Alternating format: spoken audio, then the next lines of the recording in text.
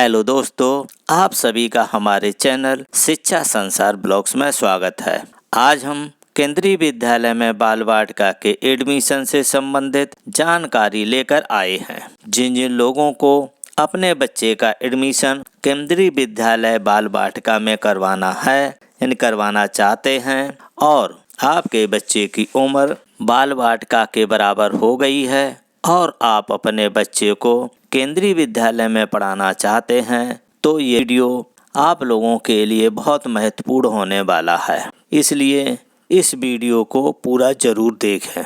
यदि वीडियो अच्छा लगे तो लाइक करके अधिक से अधिक शेयर कर दीजिएगा। वीडियो शुरू करने से पहले यदि आप इस चैनल को पहली बार देख रहे हैं तो इस चैनल को सब्सक्राइब जरूर करें। सब्सक्राइब करने के बाद घंटी वाले निशान को दबा करके ऑल पर सेट कर दीजिएगा, जिससे हमारी आने वाली हर अपडेट आपको सबसे पहले मिल सके। तो चलिए वीडियो स्टार्ट करते हैं। दोस्तों, इस वीडियो में हम क्लास और डेट की जानकारी देंगे।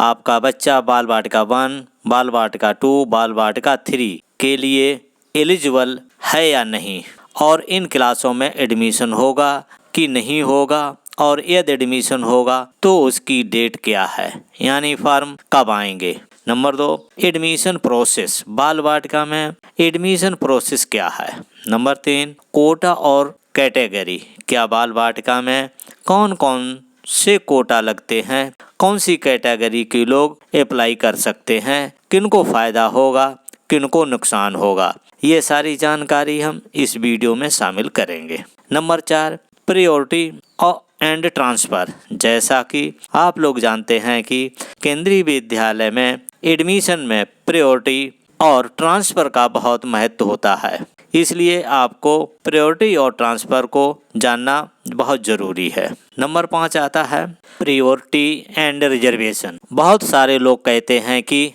केंद्रीय विद्यालय में रिजर्वेशन लागू नहीं होता है। ऐसा बिल्कुल नहीं है। केंद्रीय विद्यालय में प्रायोरिटी के साथ रिजर्वेशन लागू होता है। Number 6, RTE quota. ये कोटा बहुत महत्वपूर्ण होता है। ये बाल वाटिका और क्लास फर्स्ट सभी के लिए बहुत महत्वपूर्ण होता है और इसमें कोई भी प्रायोरिटी कैटेगरी लागू नहीं होती है। आप सरकारी नौकरी में हों या न हों, आपको बराबर लाभ मिलेगा। नंबर 7 में है एज एंड डॉक्यूमेंट।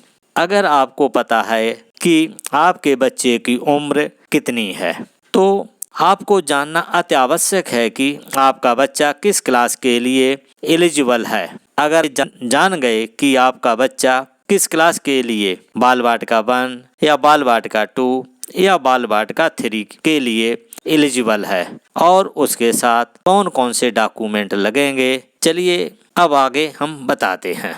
नई शिक्षा नीति 2020 बाल वाटिका कहाँ से आया है वो जानना बहुत ज़रूरी है। नई शिक्षा नीति 2020 में लागू हुई थी और उसमें 5+3+3+4 का फार्मूला लागू है।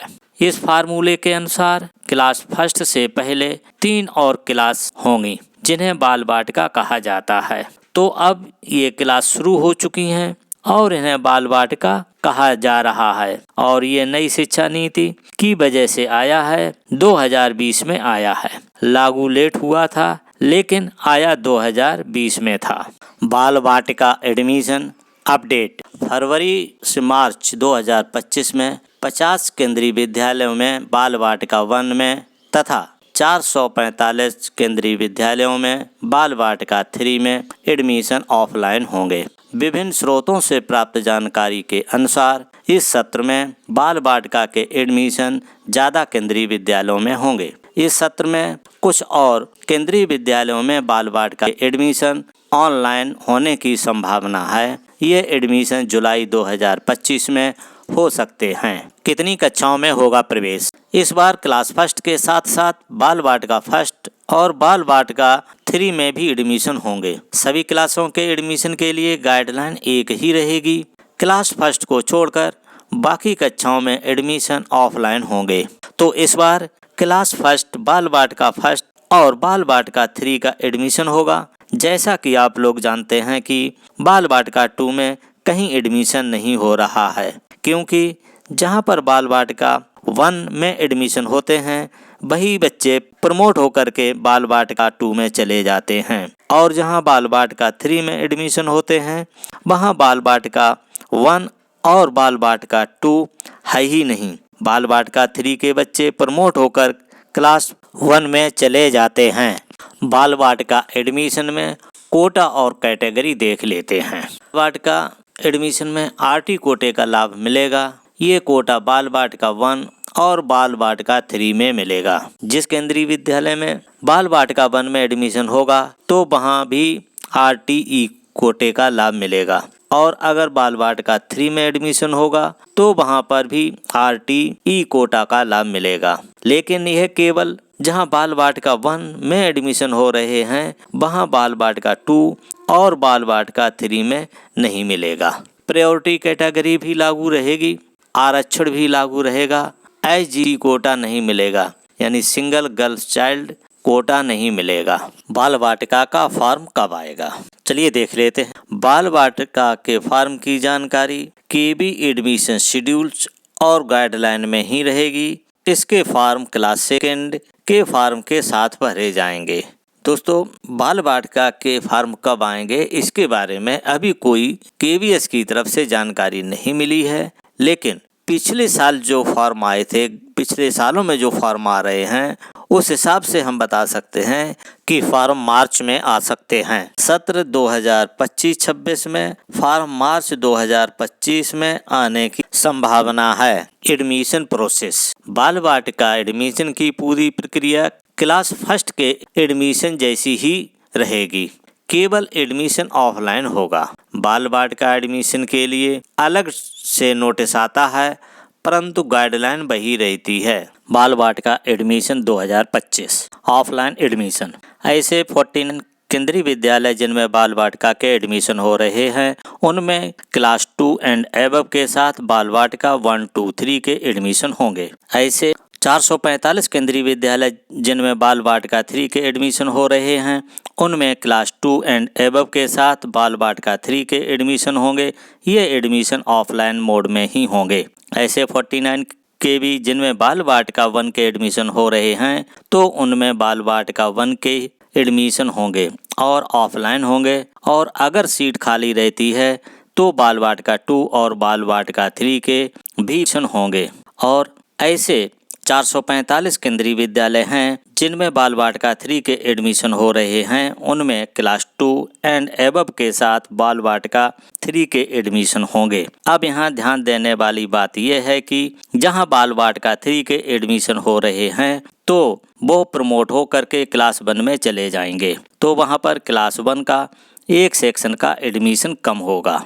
बाल वाटिका एडमिशन 2025-26 बाल वाटिका ऑफलाइन एडमिशन, बाल वाटिका के एडमिशन ऑफलाइन होते हैं। ऑफलाइन एडमिशन में सभी डॉक्यूमेंट फॉर्म के साथ देना होता है, इसलिए सभी डॉक्यूमेंट एडवांस में तैयार करके रखें। ये विशेष रूप से नोट करने वाली बात है कि ऑनलाइन में आपको केवल 2 डॉक्यूमेंट देने होते थे, लेकिन बाल वाटिका में आपको सारे डॉक्यूमेंट पहले से तैयार करके रखने होंगे, क्योंकि के साथ उनकी फोटोकॉपी लगाकर देना होगा। बाल वाटिका में एडमिशन के बाद बच्चा क्लास 10th या 12th तक प्रमोट होते रहता है, उसका अगली कक्षाओं में फिर से एडमिशन नहीं कराना पड़ता। यानी जहां केंद्रीय विद्यालय क्लास 10th तक है वहां क्लास 10 तक, और जहां केंद्रीय विद्यालय क्लास 12 तक यानी 12वीं तक है वहां क्लास 12वीं तक ऑटोमेटिक प्रमोट होता रहता है।